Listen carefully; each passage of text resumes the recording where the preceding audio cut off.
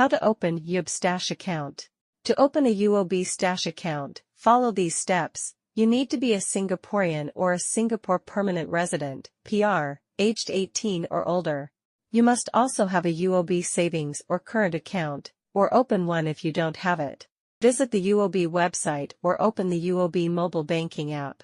Look for the Stash Account section under the Accounts menu or select New Account options. Complete the online application form with your personal details.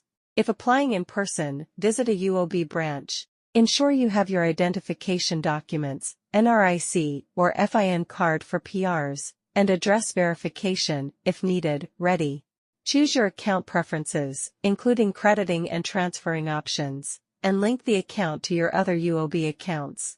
After submitting your application, you'll receive confirmation of your account opening and can start managing it immediately. Thanks for watching.